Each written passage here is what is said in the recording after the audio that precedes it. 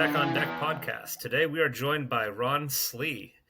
He is the founder of Learning Without Scars. Now, Ron Slee is very unique in that he has approached us and he helped to encourage us to put together the Introduction to Flatbed Training Manual.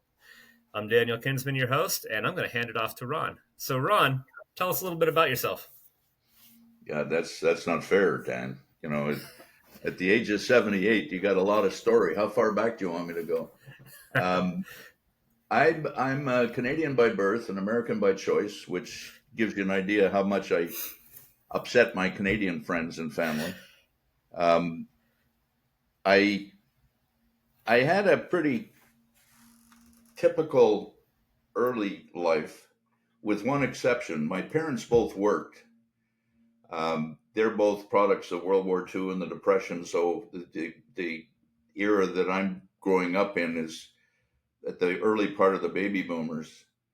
But they both worked, so my grandmother was the one that was involved in raising me for the first 3 or 4 years of my life, which I view as a huge benefit.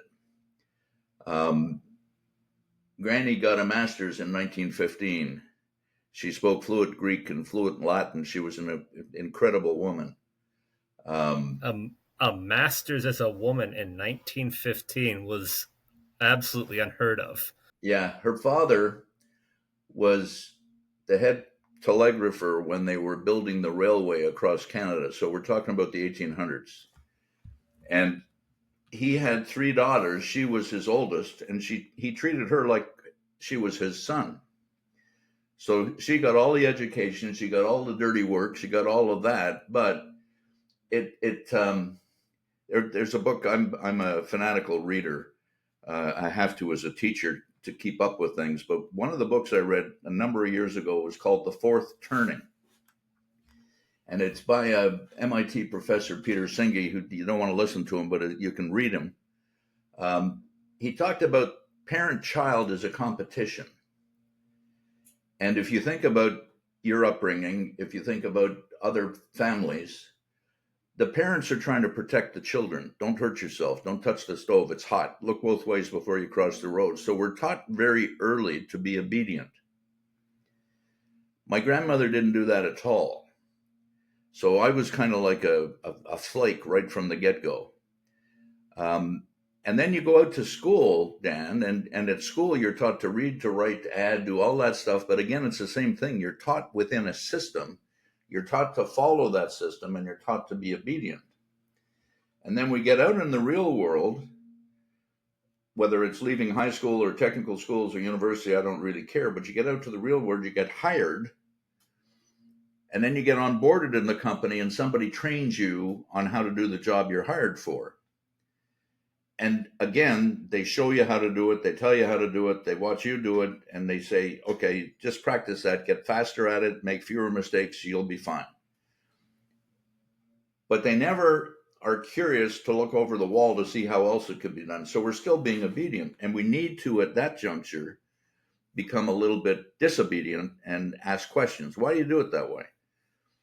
And one of the phrases that I just hate is when you ask somebody a question about like, why is it done this way? Well, we've always done it that way. That's not an answer to asking why do we do it that way. It's a trap. I call those sacred cows. There was another book written in the 90s by a psychiatrist who worked with the U.S. Olympic team, and he said the same thing. You know, it doesn't make sense.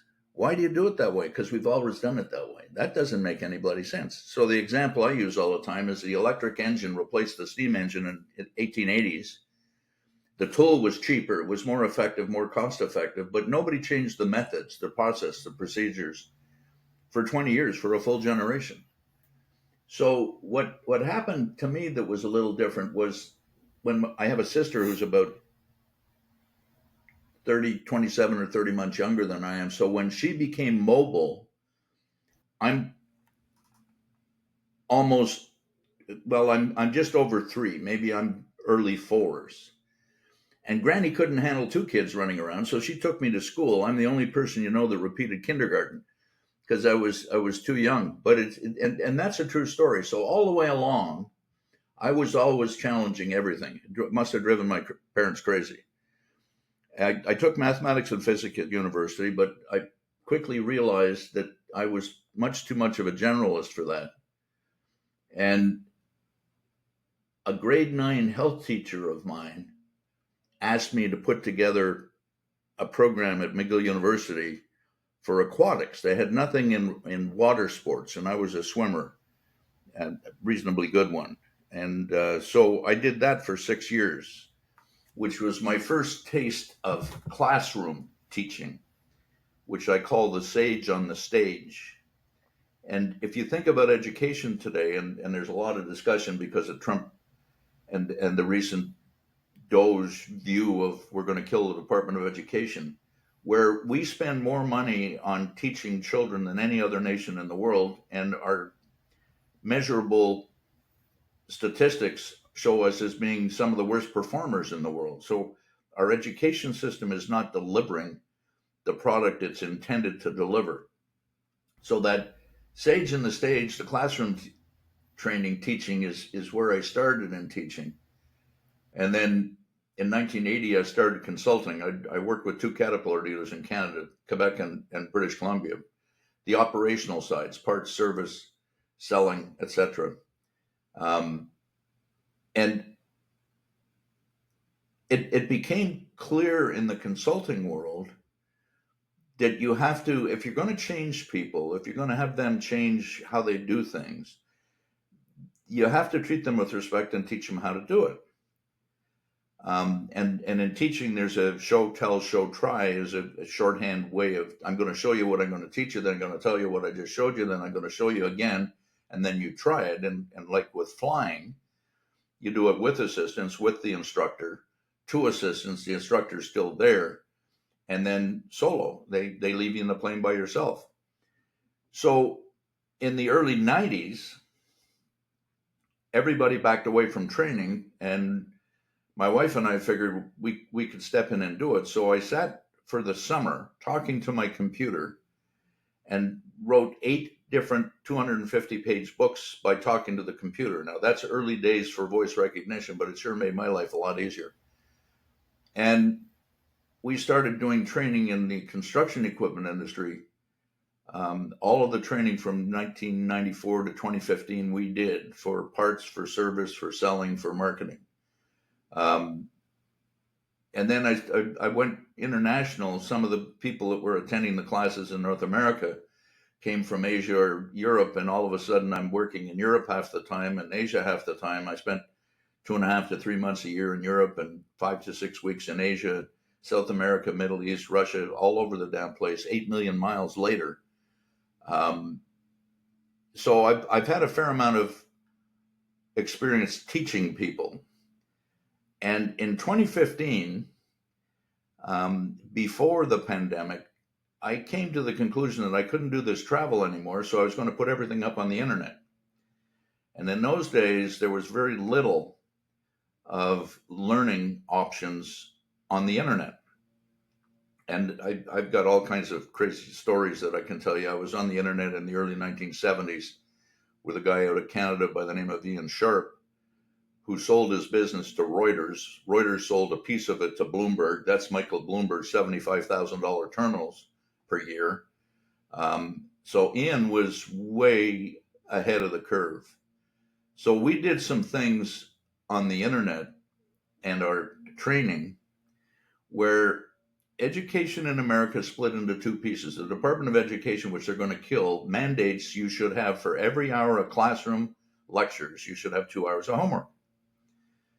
And then you look across the states who have the fundamental responsibility for education, and every state's got different standards as far as how many hours are in a class. So we've got all of that, and then the two Dans, you and your partner and I started talking about this maybe about 1.5 years ago. I'm not sure how long, maybe longer. And what you said to me and what we came to the conclusion of is there's no certification program, there's no standard approach across the country. So I can go in and get a commercial driver's license just like I can go in and get a private driver's license, a driving test on a vehicle, and a written exam. And as you guys and I have spoken about, a lot of times it's intuitive. So you don't really know what the driver knows. And then as I became more knowledgeable about what you guys do, apparently there's 7 different specialties or endorsements within the commercial driver's license. Again, no standardized certification across the country, which, if you think about everything in this country that anybody buys, got to where they were able to buy it from by truck. Some of them come from overseas by boat, some of them come from overseas by train, some of them need to go across rail, but at the end of the day, everything we touch is on a truck. Yep. And as one of the two of you said, you were more concerned about being able to get home safe at night because there's no real safety standard. So the flatbed safety and securement group the two of you started went to a large degree to the place of being able to show drivers how they had to secure things. Mm-hmm. The information's there, but it's all over the place. It's not organized in any one place. And you guys started doing that.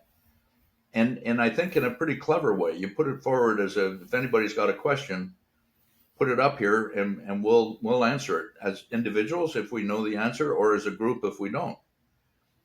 And that kind of got us to you and Dan providing information to me and me putting it into a learning management software piece so that we can deliver it to anybody driving a truck. And we still go by the lectures and the homework. All of the homework, actually, with the flatbed stuff, all the lectures and the homework can be done with earbuds. So if you're Yeah. driving, you can be listening to this on a podcast, or it's a specific class. And when I say the sage on the stage, traditional education is 25 years old and down. It's a specific syllabus. It's arts, science, business, etc. Um, and it's not necessarily producing the work-ready employee that society needs. That's, I believe, the fundamental purpose of education. We're trying to put into the workforce people, I'm going to call them tools for a minute, that are required by society to sustain itself. You get to a certain age, you can't work anymore. You have a pension. The people that are working contribute to your pension like you contribute to theirs. And it goes Yep. all the way around the horn. So what we've done with Learning Without Scars is, first of all, we got accredited internationally as a school. So all of our classes earn academic credits, whether it's at technical schools, junior colleges, community colleges, public, private universities. And the classes, I mentioned that we've got general education credits for technical schools where they substitute training for finance with our online because there's an application and people are more interested. Well, how's that work? Don't give me the theory. Show it to me in real life. So we do that. And we have 28 classes like that. And then we've got the people that are working, and this is where I'm concentrating, people from the age of 16 to the age of 76. The world has changed so much. Our lives have changed so much. Technology has changed so much. The products we're driving have changed so much. Engines are run by computers now. Ceramics are used. Exotic materials. Things have really changed. So what that's leading to is that you're going to see people changing their careers 5 or 6 times over their work life. When I Yep. graduated in 1968, everybody said, take your time. It was a horrible time to get a job, but take your time because you're going to be there for the rest of your life. Yeah. Well, my grandkids are 23 and 19, and they're probably going to have 7 or 8 jobs over the course of their lives. My daughter's a teacher who's 48, and she's had 5 jobs already. Um, so that becomes more the norm, and that means that we have to retool ourselves. Well, I've been to night school when I'm working, and it is almost impossible. It's a real bear. You're married, you got a family, you got children, you got a job. and then you want to go to school. Holy mackerel. And you've been there, and Yep. most of us have been in that box, and you say, well, geez, I can't do that. Okay, so you forego, you slow down, you stop, you're learning. Yep. So what I'm saying is, no, you don't need to do that. Our online classes are 5 or 6 hours each. I say take a month, do an hour and a half a week, and you finished a class. And more specifically, let's find out what you know. So we have assessments before we start anything. A skills and knowledge job function assessment. Now, we haven't done that for drivers yet. We've talked about it. And we've talked about different ways of doing this, but the assessment gives us a window into what they know. From a business point of view, we can put together an assessment for truckers. There's no question about that. Most of you are independent contractors. Some of you are employees of corporations. But that combination all leads itself to the fact that if you want to, if you're curious and if you want to continue to grow as a person, if you want more opportunities, if you want to change jobs, how do you do it without enhancing, without getting better skills? So that's what we're focused on. And it's all the operational side. So, overcoming objections as a driver. What does your customer need, buyer's needs? How do you make a sale? How do you close a sale? How do you run your books? What are the financial metrics? How do you measure your performance? All of those things that are not related to driving. I'm not going to teach you how to drive, and I'm not going to teach a technician how to do a repair, but I'm going to teach you everything else around that. Yep. So it's and that's we have 4 schools, 5 at the end of this month, that carry our products in 21 states, and there's over 400 products that they carry. And in almost every one of those states, the state offers a scholarship for adult re-education, so you'll get your tuition paid for and your time away from work or your time invested in the class paid for by the state. So in essence, the education in retooling, I'm going to call it that, is free. The trick is nobody else is doing that in this industry but us. So we're blazing pioneers with all of the scars. That's why we call it that way. I've been doing this a long time. You don't need to get the scars because I've got them on my butt. And that's what we did, and that's where we're going. And we've got a lot of different areas. If you can imagine hazardous materials, Yeah. there's no specific standardized testing for hazardous material handling. At the ports, container handling, we can track everything that's inside a container from the time it leaves Incheon or Rio de Janeiro or whatever. We know what's there. We know where it is every single day by satellite. We've got unbelievable information today, but we don't bring it to the people in a manner that the people can consume it. And that's what we're trying to do. And the schools are they're amazed. We do everything with artificial intelligence. So I don't use people, I use avatars. I call them humanars today because it's awful hard to differentiate. And you don't want to be looking at my face. You know, Hey, everybody has to have their face involved with something. yeah, that's right. I It's would bad enough say that I have to do this thing every now and again. I would say one of the big things that your school, your courses, your curriculum is doing different, and this is something where the Department of Education should really be looking at learning without scars and taking notes is you're recognizing that the way our society learns now has changed. The the method of just sitting a child in a chair for 8 hours and the child being able to pay attention, that's not really nowadays, that's not going to happen. People have, the 30-second attention span. We joke about it, but the reality is that's about what most people's attention span is. So the way they are going to learn more efficiently and learn better is going to be through listening, through having a human interaction, through a um, very instructional method that is tailored more towards that person and what they can do. Whereas the method that And this is a critique of having a government, a federal standard, not necessarily the Department of Education, but a federal standard means that everybody has to be taught the exact same way, regardless of how they learn. Some people learn hands on, some people need that direct mentorship, that direct experience. Other people, you can give them, you can literally toss them a book and say, read it. And by the time they're done with it, they know what they're doing. But we don't allow that for education. Your courses are giving more options to the individual to learn. Yeah, what I was teaching at university, and I had between 30 in the classroom to 75. And then after a couple of 3 years, I moved into an auditorium setting, 100 to 300. And this is in the 60s. So I didn't have any technology. I taught people how to teach, which is kind of intriguing. And what became an issue was, until I gave them a test, I didn't know whether they were getting it or not, whether I was reaching them or not, or what they were absorbing.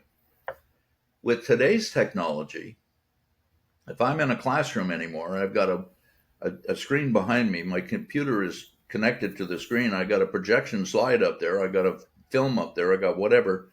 And every 6, 7, 8 minutes, I pop a question up there. And the students have got PDAs, phones, tablets, laptops.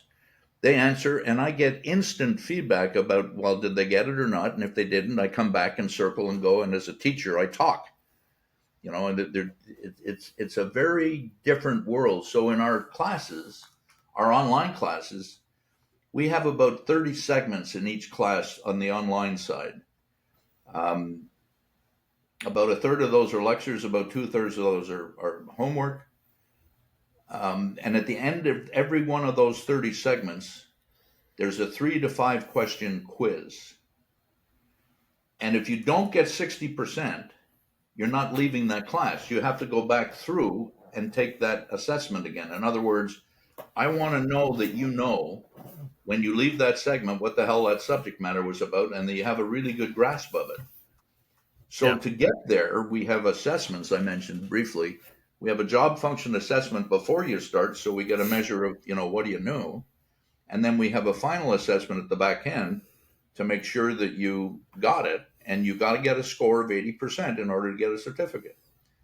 So you take that certificate, you go to the school of your choice and give it to them, they'll add it to your transcript, which is cool.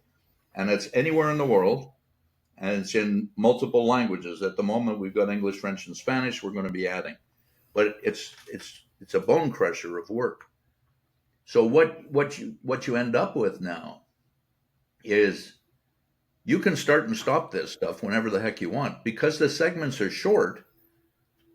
Take a break at the end of a logical cut, go away, come back. If you want to repeat that segment, that's cool, to get yourself back to where you were, and then just keep on going. And so once a month, or if we really want to go crazy, it's 8 times a year, because I don't want to mess around with summers and vacations and Christmas and that kind of stuff. Take 8 classes a year. So in education, you're dealing with 4 different learning levels. They call it developing, beginning, intermediate, advanced. I don't like the terminology, but that's what they use. And for every single one of those levels, we have 8 specific classes. Over the last 35 years or so, I've had between 30 and 35 students go through me. So I know what results, what scores, what subjects need to be applied to each of those jobs. So you take an assessment, we find out what you know, you take the classes, sit down with your boss and go over what it is. What do you want to get? What do you want to learn? What would you like to do when you grow up? And make a determination to take 4 class bundles, an individual class, or an 8 class bundle, and then take another assessment when that's over. And now I start seeing something about you. Did your score get better? Did it get worse? Is it the same? Because as you indicated, not everybody learns at the same pace.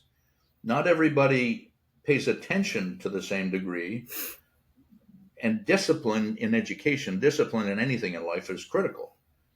But if you've got discipline, once a year you get through, we're going to have a certification for drivers. We're going to have a safety certification. We're going to have a tanker certification. All of these things are coming.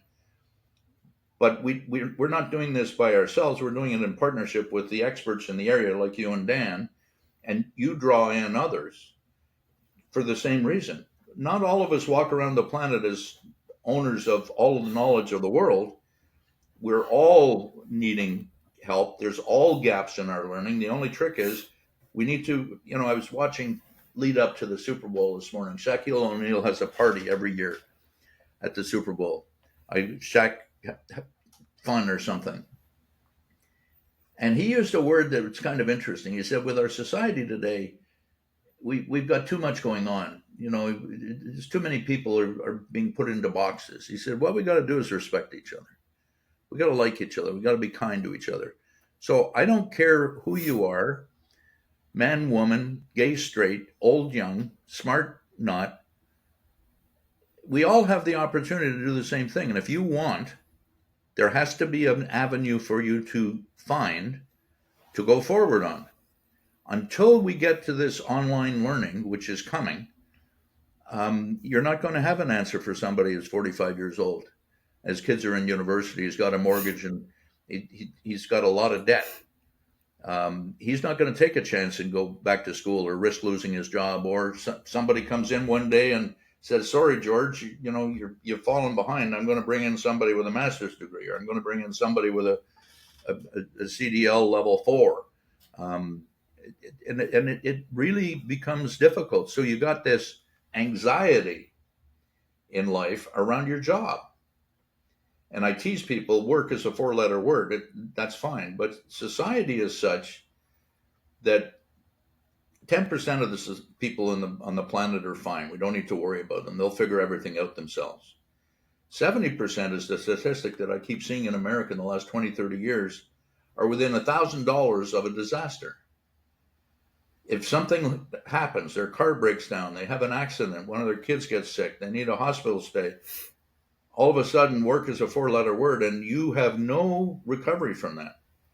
And that's 70% of the 72 the last time I looked. And then in the middle, there's 20% don't know which way to go because there's no model to take you from one to the other. And again, that's what we're trying to get into in the schools that represent them. We call them centers of excellence. They're kind of stunned because the tools that we're bringing them, they've never seen before. And having built classes, that's a bone crusher. I actually had one school tell me that they could put together a class in an hour. I said, I'll tell you what, I'll pay you 10 grand. Here's the subject. I want you to build me a class that's going to take 5 hours to consume. That person left that job because he didn't understand what the hell the job was and didn't understand the audience he was trying to work with. I want people to have success. I want people to be happy. And you and Dan have heard this of me. Anybody asks me a question about something, I always say yes. Want me to do something? It's yes. We might have a discussion. It might not be exactly what you were looking for, but whatever you want, I'm going to do. And that confuses the hell out of everybody. So my background within the industry is I spent a couple of years as a trainer after driving for about a decade myself, driving semi-trucks. I became a trainer. And one of the things I quickly realized was I'm not so much a trainer as I am a mentor. I didn't want to just sit there and teach my students. I wanted to equip them to show them and to explain to them that there is no one path. There is find what you like to do. I specialized in load securement, flatbed, and specifically coils. There's different types of coils. You have skidded, you have eye to the side, what we call suicide coils. And then you have a shotgun coil or eye to the front. So I used to tell my students all the time, like, I will teach you how to secure these. I will watch you when you secure them. I will make sure you do it correct, legal, and safely. But I'm not going to tell you that this is what you have to do with your driving career. And I've told all of them. A lot of them I still keep in touch with every now and then. They'll reach out to me and ask me for advice. Most of my students now, the last one I graduated was 2019, 2020. I think 2020 was the last one I graduated. He decided that he didn't like doing flatbed. He wanted to try something else. He's done 3 jobs since then, and now he's doing fuel tanker. He delivers gas and diesel to the gas stations, and he loves it. And when he called to tell me he was doing that, I encouraged him, and I said, just remember, you drive the truck at all times like it's going to be the last turn you can make. So drive it cautiously, drive it carefully. And he actually said he was really grateful that I told him that there are other types of jobs within this field. And for me, that was like, okay, so I'm not so worried about training as I am mentoring. And in a lot of jobs, we don't have that anymore. And with education, we teach them enough to do that specific job, and then they teach the next person just enough to do that specific job. Uh, Opening up with your curriculum, with your courses, the way you're doing them, you're designing it around people that want to learn will be able to take the advantage to learn, and that means that you're going to have a ability for people to say in truck driving they want to expand. I want to do something else. I want to. Well, then it's not just going to be step into it and trial by fire. Hopefully, you get it right.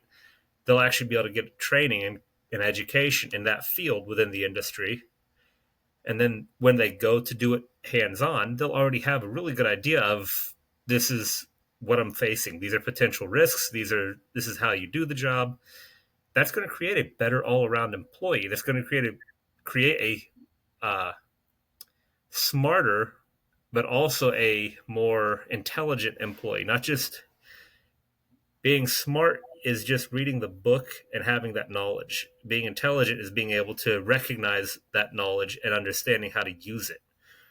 And that's a lot of what learning without scars is doing, is giving people the tools of this is how you use the knowledge that we have. This is how the information we're teaching you, this is an actual use for it. This is how it works. Yeah. I follow. Let me see if you can. Where is it? There he is. That's Yep. Socrates. I teach according to the Socratic method, meaning I don't give you answers. I ask questions. And Yeah. my job as a teacher is to transfer information to you and teach you to a curriculum. So here's a subject. I'm going to teach you that subject. I want to turn you on to the subject, then I excite you about it so that you're curious, you want to ask questions, you want to grow with it. But more importantly, my job is also to teach you how to teach yourself. That's a skill that you're going to use for the rest of your life.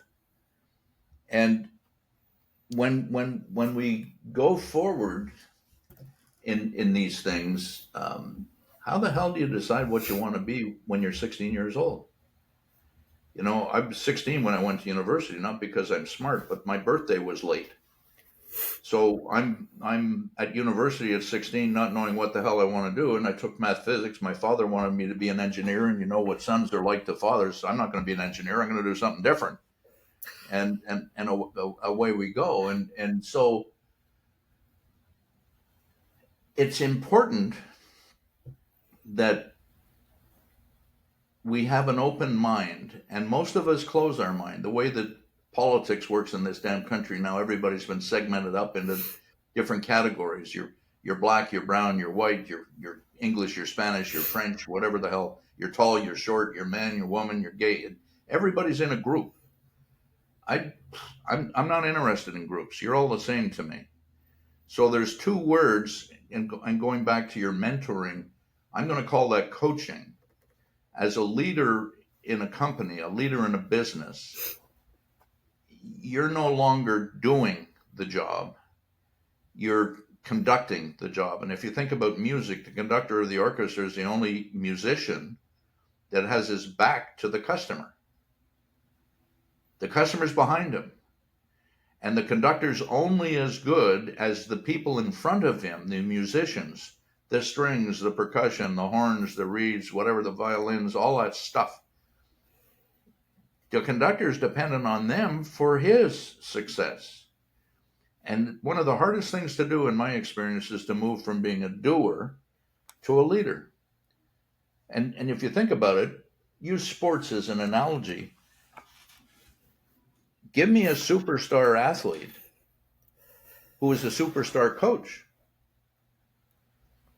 And there's only one that I can name, and that's Bill Russell. Yeah. And he's an anomaly. You know, what was it, 9 NBA championships as a player and 2 as a player coach. The only year he didn't win one was his first year as a player coach because he hadn't figured it out yet. Yeah. And so we've got all of this stuff, and it comes down to 2 words in my way of looking at it. One is efficiency, and the other is effectiveness. And too often we're driven by efficiency. Efficiency can be measured by units of output divided by number of hours to create it. So GDP, what's the goods and services provided by a country, and how many people are in the workforce? Do the division, and that's your GDP percentage. Well, that's a little misleading because I can fix the number by getting rid of people. I can make my GDP growth look good if I reduce the number of people working, which is what you've been seeing in America for the last 20 years. We've been looking at profits rather than people. And I think it shows itself in customer loyalty. Loyalty is almost something that's gone away because, you know, in the statement in the United States these days is loyalty has gone so far away, people have stopped complaining because it doesn't do any good. Nobody pays any attention. And so part of what I want to do is every week that you interact with somebody, or every month, depending on what the frequency of those interactions is, I want you to ask a question. The same question all month long, all week long. So if I'm in a car dealership and I'm selling parts, I want to have everybody who touches the customer that wants to buy a cart ask the same question. At the end of the week, I'm going to consolidate that and look at what the answers were, and that gives me the needs and wants of my marketplace. And if you're not satisfying customer needs and wants, you're not satisfying the customer. If you're not satisfying the customer is going to defect. They're going to leave you. And that's what's been happening in America. And if you look at examples, Apple with the cell phone, you know, that's only 30 years old. Amazon came out of nowhere in the book market, now the largest retailer in the world. Yep. And both of those people have done what? Both of those companies have done what? They've changed the business model. They've changed the perception of the tool, and they've made it easy as hell to use.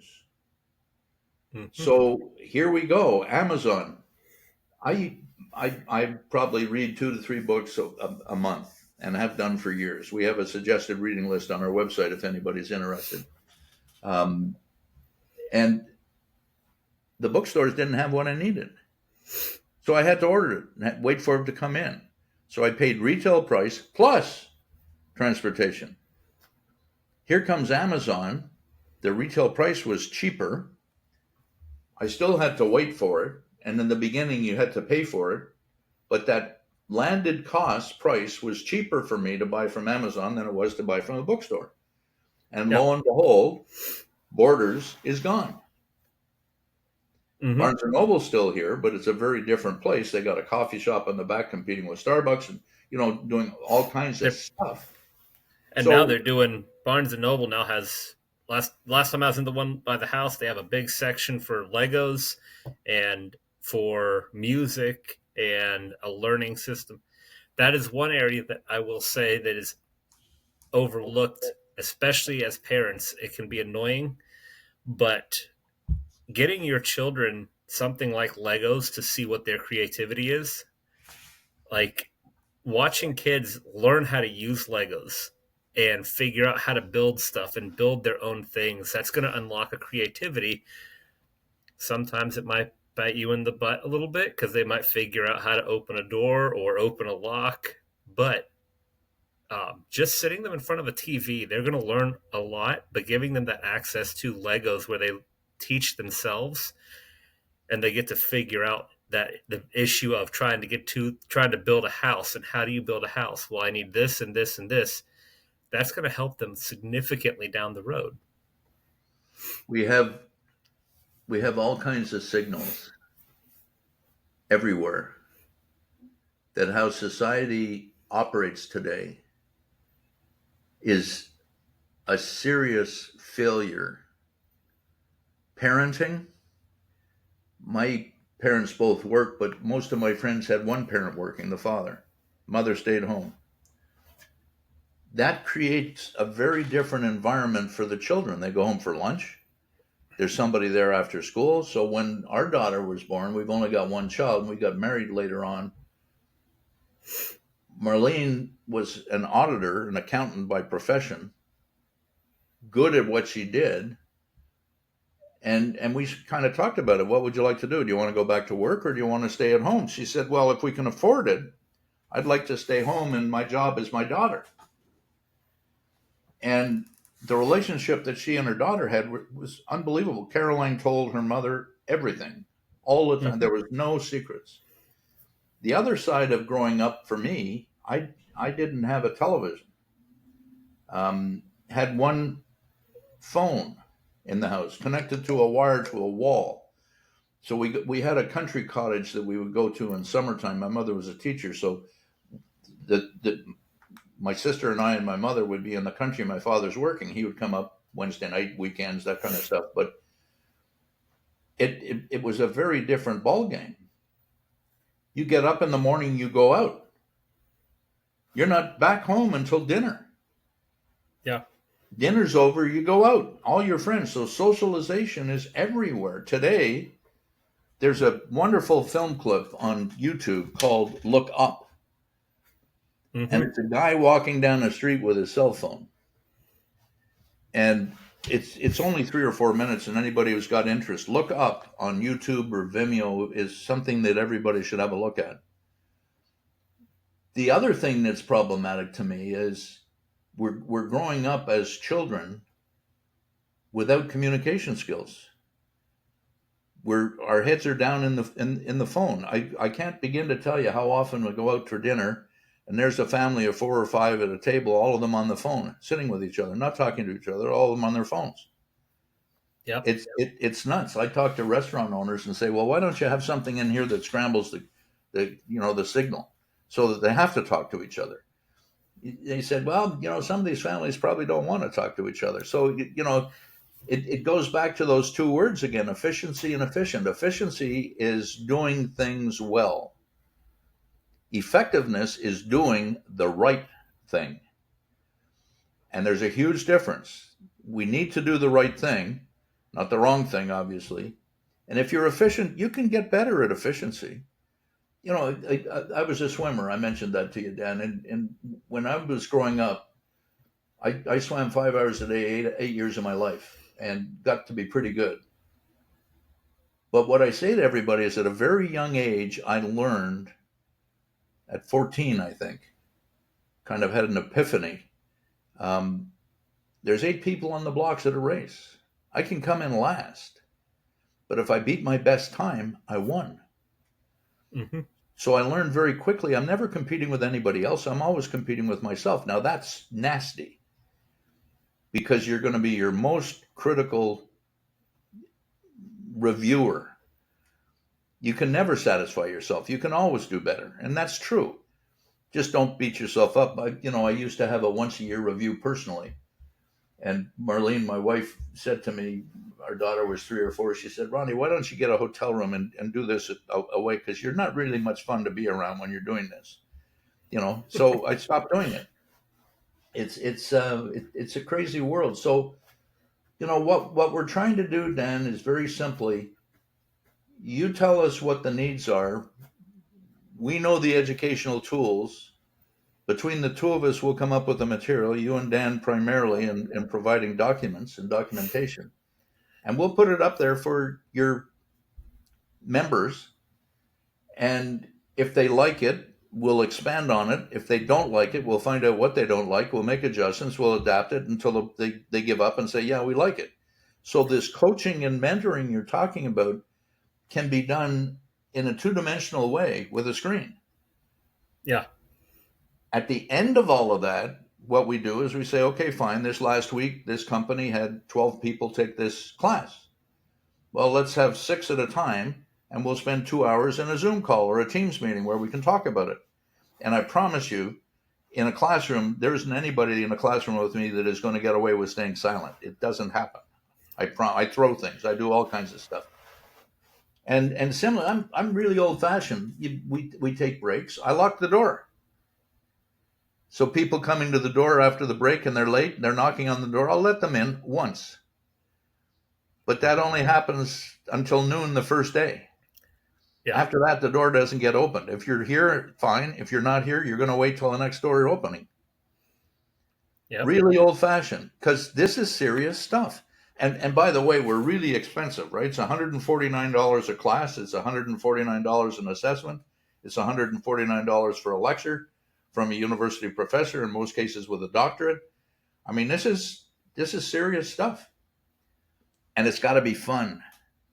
Yeah. Lego, you talked about. I've been to Legoland in Denmark, where it was created, and boy, oh boy! So my grandson and my granddaughter got models every birthday, every Christmas to build something.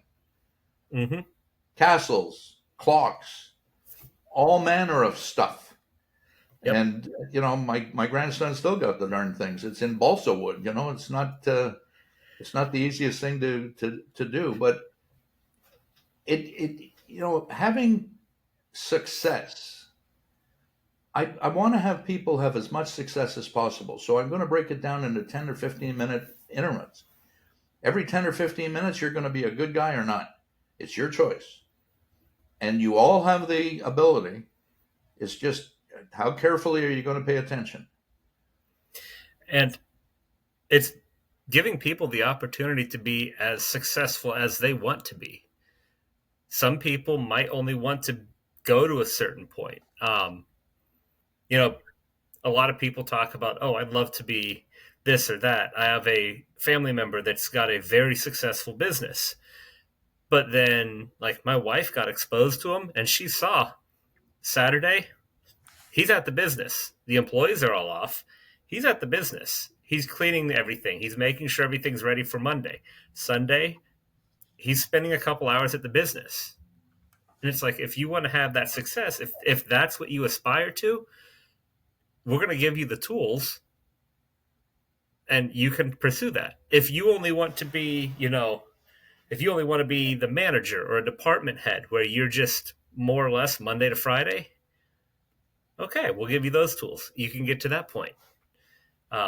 Giving people the access to be as successful as they want to be is what we're looking at. And for companies, I highly encourage you to treat this as treat your employees in a way that they'll have the ability to leave, but treat them well enough that they don't want to.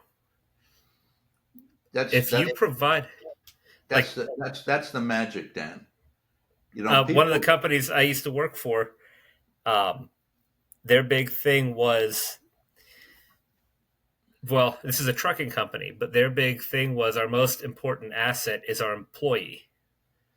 Because as a truck driver, the customer sees the truck drivers, their drivers, multiple times a day. They see the salesman once a quarter, maybe more likely once a year when they're coming up on, renegotiating a contract.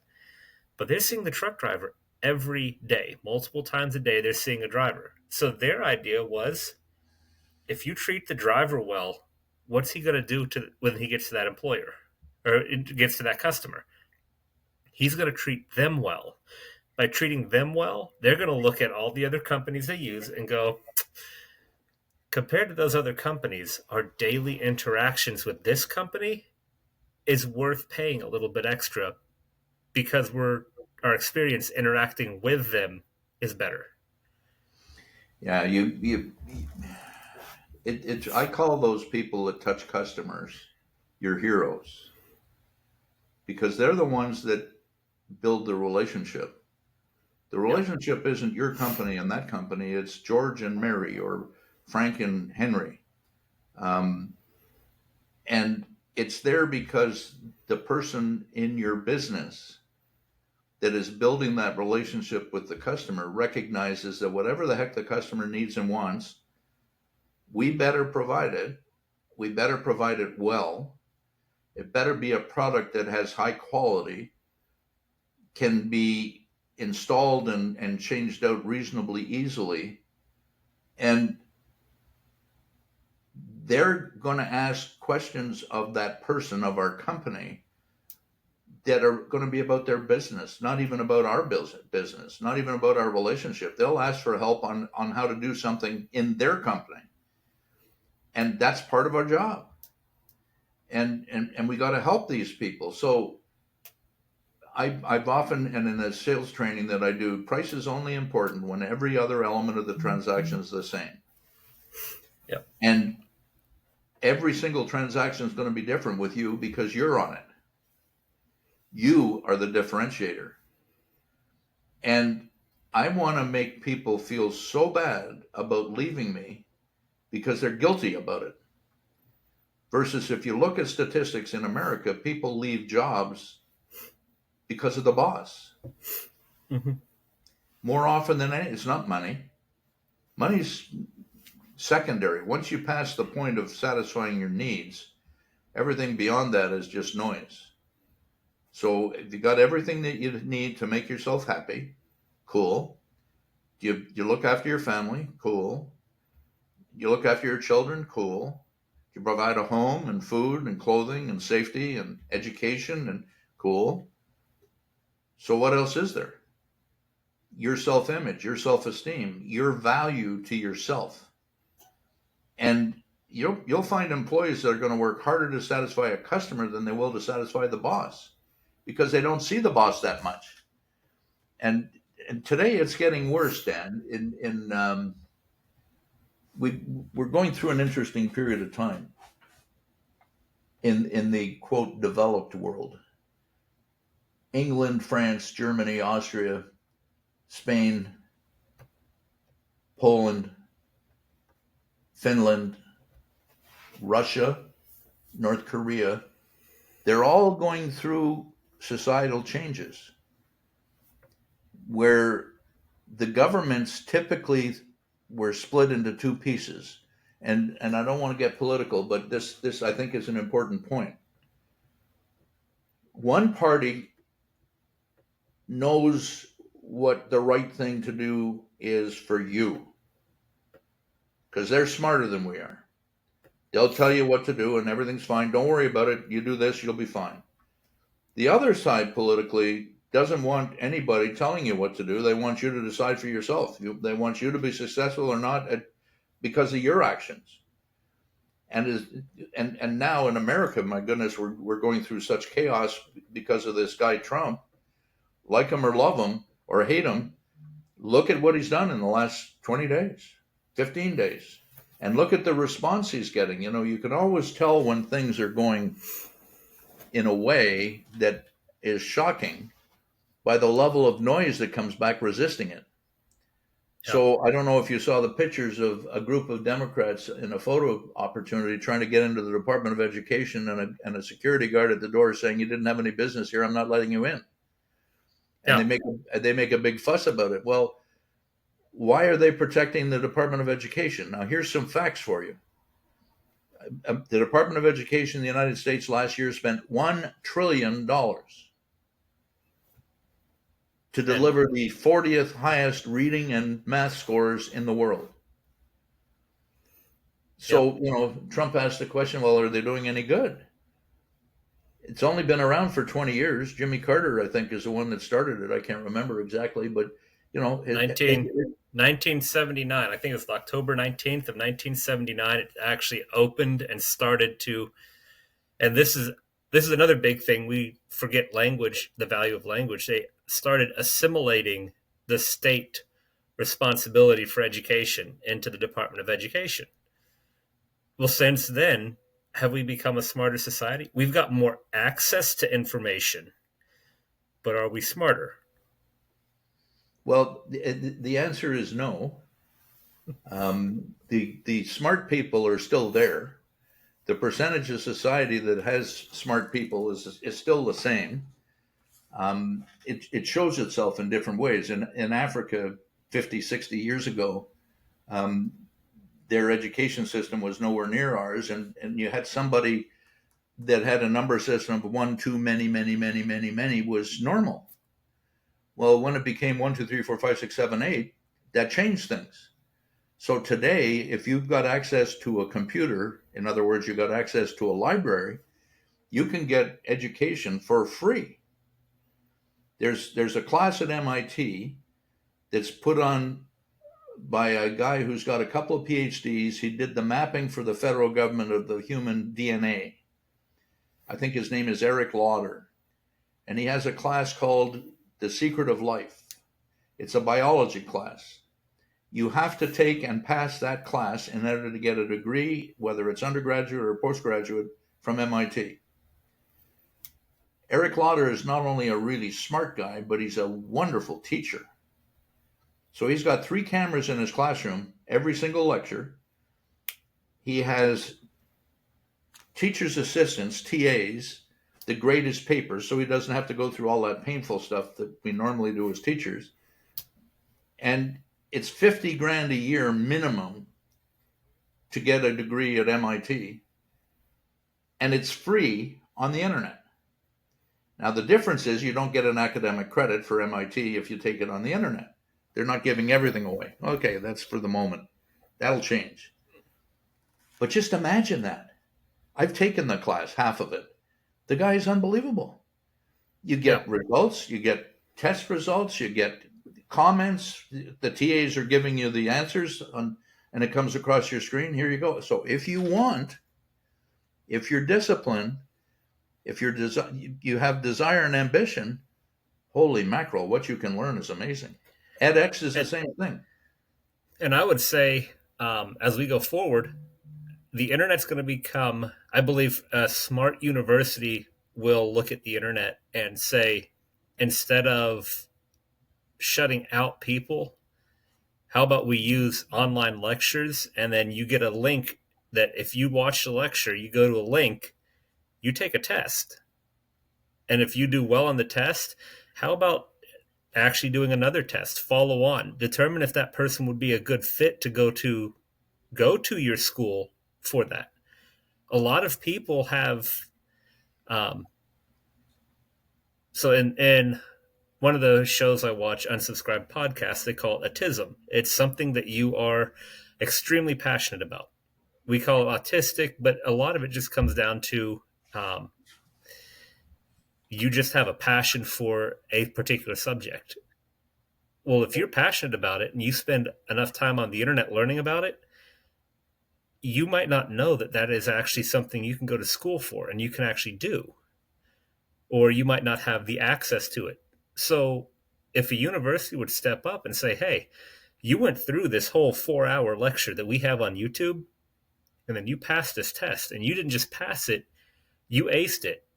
Come over here, let's do an assessment. Let's see, because that's the kind of student, if you give them the grant, you're more likely to get somebody that's going to use that and actually take advantage of it and change their life. That also is somebody that they're passionate about the field they're going into.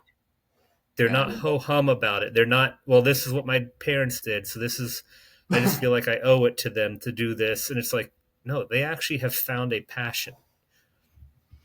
We had it at the 2 dealers that I worked with. We had a group of students come in the summer between their junior and senior years in undergraduate and in between in master's programs. And the youngest manager in the company was the one that was responsible for that. So for many years, that was me. And I would get these people, men and women, didn't know anything about what we did. We're a tractor company, you know, and they would come in and they're going to be there for 4 months. The first 30 days, I had them working in the warehouse. pulling parts, receiving parts, picking parts, packing parts, shipping parts, all that stuff. And I would lose about a third of them because that's sweaty, dirty, not much fun work. So I go out to British Columbia in 1978 and worked for the largest Caterpillar dealer in the world. And we had 53 stores at that time. And I ran the parts business. So we had 12 to 18 people that were in that gig. And when I got there in 78, they'd been doing this for 10 or 15 years. They had a really progressive, smart human relations guy by the name of Charlie Loist, who was amazing. By the time I got there in 78, every branch manager, every division manager, every executive, every salesman had come into the company that way. Mm-hmm. You want to talk about a culture that is not ever, ever going to get broken up. People were there. Now, the president of the company, his name was John Frizee. He used to do Indian wrestling, where you're lying on your back and you raise your arm or your leg. Mm-hmm. He never lost, the guy, and he wasn't very big. The company was owned 80% by two women. The company's name is Finning. It's still out there, publicly traded. I think they're doing 12 to 15 billion a year now. Just a small company. Yeah, little. But what happened to me, which was interesting, is that my job became babysitting in politics, and I'm not good at it, and I don't like either. I like solving problems. So in 1980, I became a consultant. And that's an interesting transition. So here comes my grandson. He's 19 years old now. He's in the Navy. But in his senior year, he was the head of the ROTC as a junior. So and I think that's something everybody should do. In his senior year, he dropped out of it because there were classes he couldn't have taken if he was in ROTC that he wanted to take, like cooking. And think the guy's a little bit weird. But he wanted to be a nuclear engineer. And he's 6 months after 17 or something. His birthday's July 1st. And he applied to Purdue University, which is where he wanted to go, and he got in. And we're talking, and the kid's halfway into his 17th year, and he says to me, "Poppy, this is crazy. That's $350,000 they want for a graduation as a nuclear engineer." I said, "What are you going to do? You've got scholarships." He said, "Yeah, but even with the scholarships, it comes down to 170 grand. He said, "I can't do that." I said, "So what are you going to do?" "Well, we have a SAT, Scholastic Aptitude Test, and an ACT, two things for university. There's one for the military." So Declan was a 4.0 student because he worked.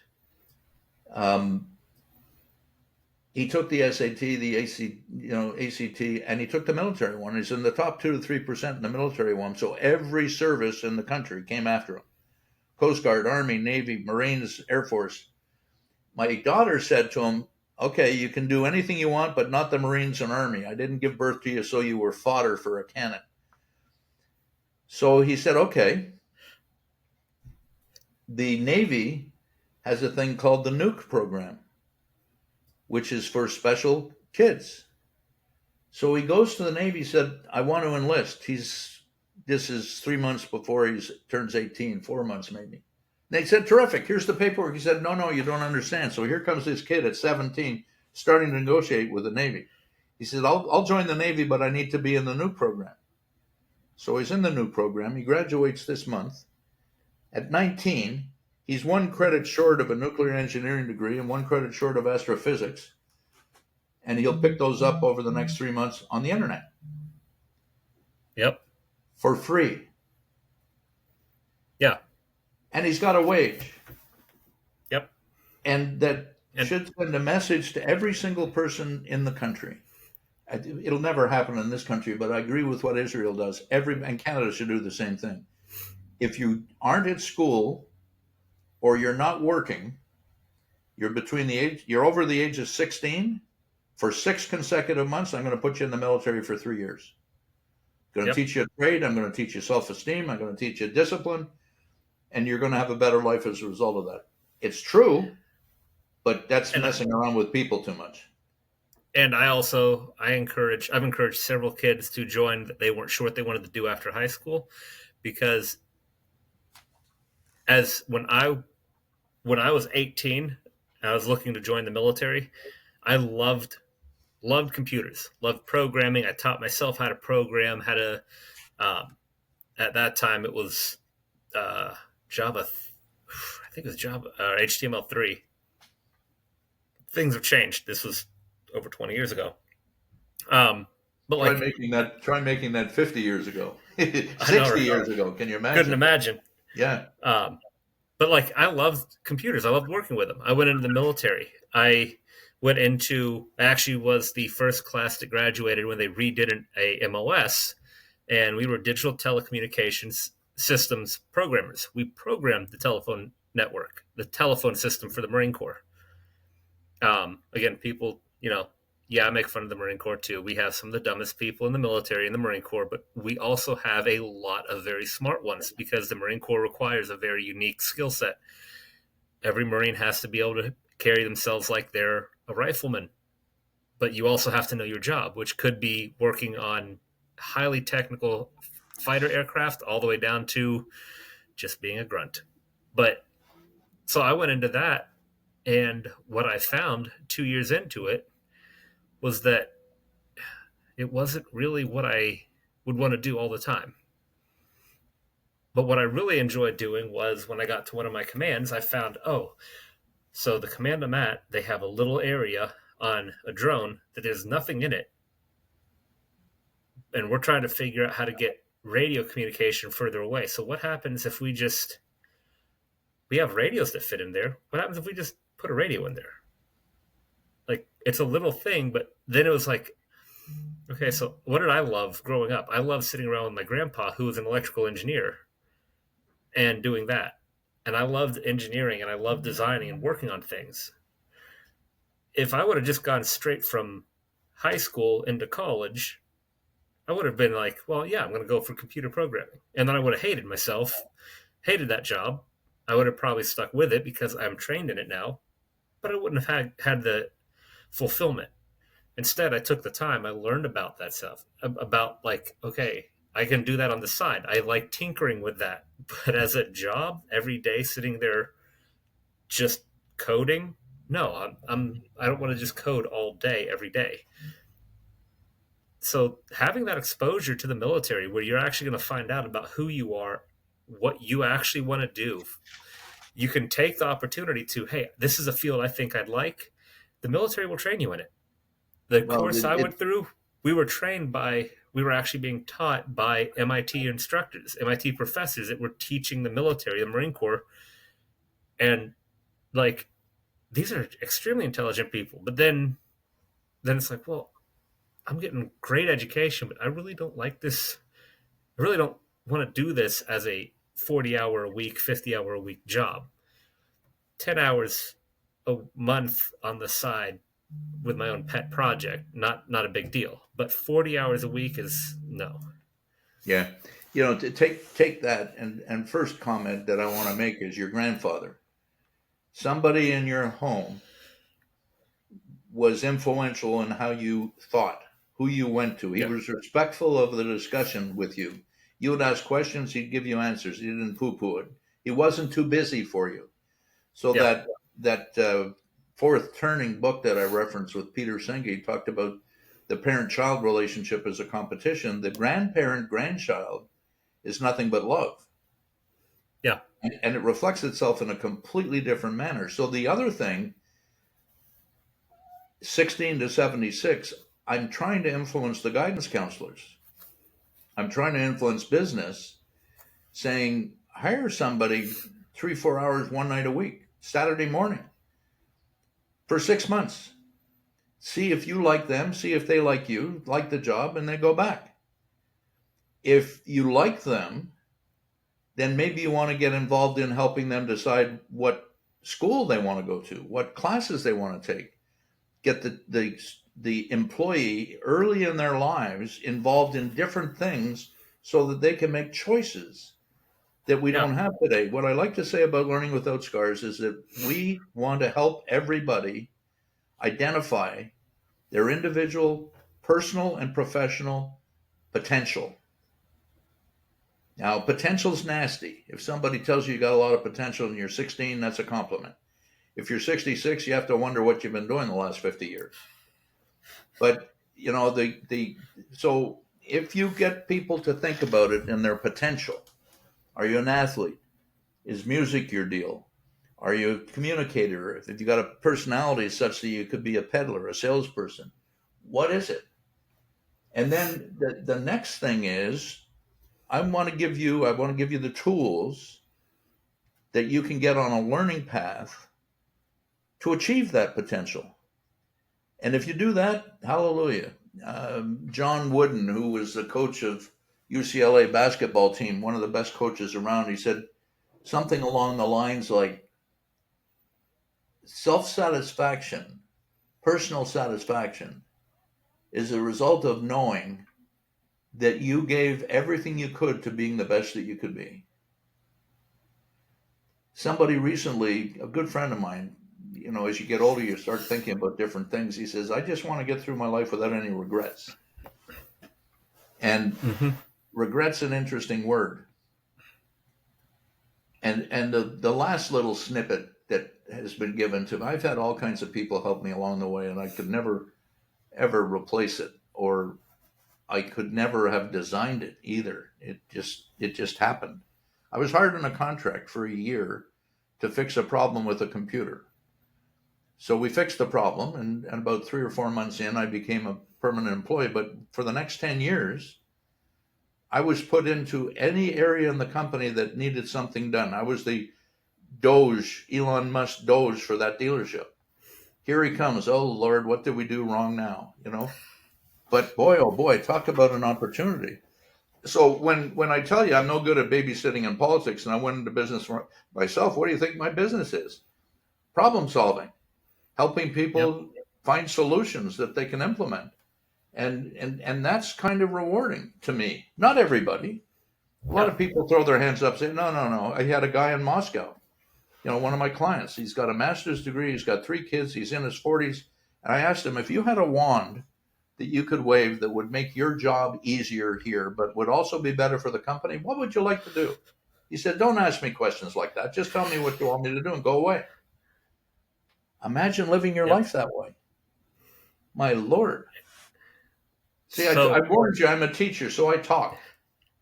So, well, one of the things about this course and using your course to change the world, to change education, they're pushing for 18-year-olds to be able to get their CDL.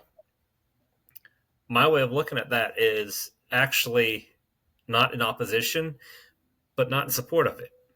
What I believe we should do is you take an 18-year-old and you set them out in a truck. Companies should have a really good, trusted mentor. Take them out. Let them spend 6 months sitting in that passenger seat to see what the industry's actually like. Give them that opportunity. Pay them as a mentor, as an assistant, or as a mentee, or as an assistant to the driver. Let them get that exposure to this is what the industry is before you decide that you want to put the time, money, and effort into it and then find out you don't like it. Now, if you still want to, then good. Then now you've got 6 months exposure. You've now seen and watched how the driver maneuvers the truck. You've now seen what he does with turning and backing up and how he handles different situations. You've actually been exposed to that, which brings you into, okay, now you're going to start classwork to become a truck driver. And now you're going to actually start the hands-on portion of it. That's what I mean by getting to the guidance counselor. Yeah. We got to have the problem with your industry. If I can put you in a truck and you're home tonight for dinner, that's cool. But there's also a big number of drivers that go home once a week. Yeah, like once a month, 6, 7, once every 3 months. Yeah. So but your point is really well made. How do you know at 18 or 16 what the hell you want to be? I mean, it's impossible, especially today. You talked about starting out in computers. I had a minor in computer science in the 60s, meaning I learned how to wire unit record equipment. Like talk about a dinosaur. I learned how to program in COBOL, Fortran, and machine language. Used to hang, stand behind a printer with my butt on the printer, holding the piece of paper, reading it as it came out in program language. I mean, dear Lord, I was crazy. But you don't have that opportunity today. No. You don't have that starting place today. And we don't have people, think about a performance review for any job in any company. And this is going to be a nasty statement, but the bosses, the leaders that are doing those performance reviews, nobody's trained them how to do that. Yep. It's typically a negative reaction or a negative interaction between the employee who's really uptight because it's going to be wage, never have a performance review tied to wage, and the boss who's going to try and control things. And it's not, how can I help you get better? It's, here's all of the things that you do wrong. Mm-hmm. And dear Lord, that's not, That's not helping anything. nothing, zero. It's life is an life's amazing pursuit. It's pretty simple. It's people that mess it up, and I really really believe that. And part of that is because we are not given the opportunity as individuals. Some of us are lucky, like I was, like you were, that somebody's going to help us identify what it is we want to do. Yeah. And if you got that, that's worth gold. But I think we've kind of come a big circle. If somebody wants to grow, if somebody wants to get better at what they do, if somebody wants to explore other avenues in their life, internet-based learning is here to stay, and it's going to become ubiquitous. It's going to be everywhere, and then it's going to be up to everybody. After me, you're first. Like, okay, don't complain to me about your life. Look at all these tools you have available to yourself. You didn't avail of anything of that. And I will say what you will or think what you will about Elon Musk, but I think one of the greatest things he's shown people is if you want to learn about something, you can. He's not a rocket scientist, but he went out intentionally to learn enough about it that when he started SpaceX and his engineers came to him with a problem, he understood what they were saying. Like, just to have that understanding of when they talk about, like, we're having excessive pressure spikes inside the bell housing at this point. He understands what that means. One of So the things he's that not looking at it as like, well, the engine broke. That's what too many too much of our leadership, and this is an area that in trucking it has destroyed a lot of really good, really old companies. The people that run the companies have a lot of knowledge, but they didn't take the time to gain any education in the industry. So I'm, then they're I'm, looking I'm at everything as this is what my education says I should do. And it's like, but this is truck driving. This is transportation. You're not looking at this as a 3-month problem. You're looking at, you're ordering trucks that will be here next year. So you have to plan today for next year. But at the same time, you also have to plan for what freight you're going to haul in the next 6 months. You can't just look at one or the other. I'm gonna change the context of that for a little bit. In that, what's next? Elon Musk, you use him as an example. He has not started any of the companies he's running. Yes. He's fixed every single one of them. Yeah. And that responds to what you're talking about. He has a unique ability to communicate with people up and down the intellectual scale He and down spends as the time he spends the time to understand what the people smarter than him will tell him so that he knows how to impart that to people under him and they'll understand it. have And you then he seen can use that middle ground as a salesman for the item. have you seen how he captures the original stages that drop off as rockets with his Yeah. chopsticks? Yeah. I mean, who would have thought? And so here we come with the rest of the deal. Um, Starlink. It's Yeah. in airplanes now. Yep. It's low level altitude satellites, and they're saying he's going to have 20,000 satellites in space. Yeah. Well, wait a second. We better start paying attention because we're going to need to have a map of where all this crap is. Yep. Um, so there's all kinds of But examples. Drivers. even with Starlink, okay, the normal satellite has components that will not burn up in reentry. He designed Starlink satellites that they only are going to have a shelf life of so many years. So he told his engineers, don't put anything in them that won't burn up on reentry. That way, once they're at the end of the life, we drop them out of orbit, they disintegrate and turn to dust in the atmosphere. We don't have to worry about stuff falling back to Earth. They're just, we're done with them. Well, It's like, yesterday I think, think, yeah, yesterday they found with Hubble and another uh, deep space view, they found something that is twice as large as the current universe that they didn't know existed. yeah. That's a stream. I can't remember the full term because I need to find out more about it because it's fascinating. But everybody everywhere in their lives can learn something that will help them in their lives, whether it's to be more fit, whether it's to be better musician, better driver, better person, better husband, something. And we now have available at prices that are like when I went to university was $500 a year plus books. Now that's 100 years ago. That's a different ballgame. But just imagine my grandson 350. My granddaughter's been on scholarships through university and through her master's because she's working at the school at the same time as she's taking school. Declan's doing the same thing in the Navy.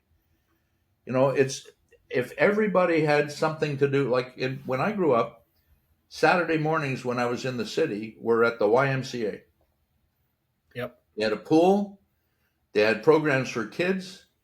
So we would be in the pool swimming. We'd get out of the pool. We'd go play chess or checkers or darts or whatever. There was something going all the time. And I was sick all of the time because I grew up in Canada and I never dried my hair properly. So I'd go home and my head would end up being ice, and you get sick as a dog. You know that in Ohio. But so it's all of this stuff. So we've got to work harder at getting availability for people in trucks. Let's stay with your industry.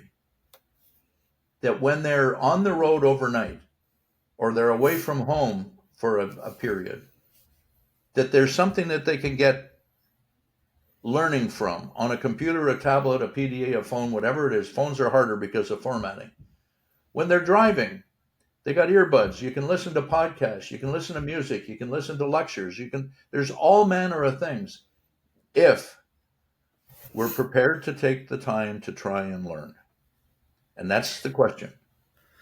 And I would also say for a trucking company, you should always have somebody in your safety department that is a driver. It is easier to teach a driver what they have to do in safety than it is to teach somebody from safety how to be a driver.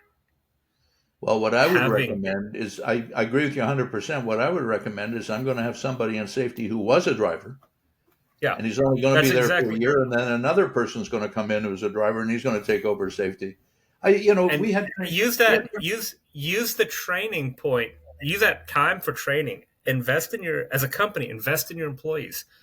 Pull them out and tell them, okay, you've got, say, if you want to put a limit on it, you have to have 3 years safe driving before you can start your path towards being in safety. That way we know you've got 3 years of doing the job well. And then the driver gets a series of classes. These are the classes you have to take for safety. Is that an investment on the into the driver? Yes. Does that cost your company money? Yes. But what are you getting? What are you going to get out of that? You're going to get a driver that even if he never does a day in safety and he works for you for 30 years, he knows the safety role. He's going to be better at doing his job because he actually now knows what is going on in safety. He understands it. he understands, okay, when I do this, this is how it would look if I get in an accident doing this. Yeah. Like, There's you turn there's around, there's investing in your driver, you'll create a driver that's like, why would I want to leave? Because this company is investing in me to make me better. most companies do not spend money on training the employees. Yeah. They just don't. And it's a lot of guys say, well, why should I train them? They're going to leave me. So if you treat them properly, they're never going to leave you.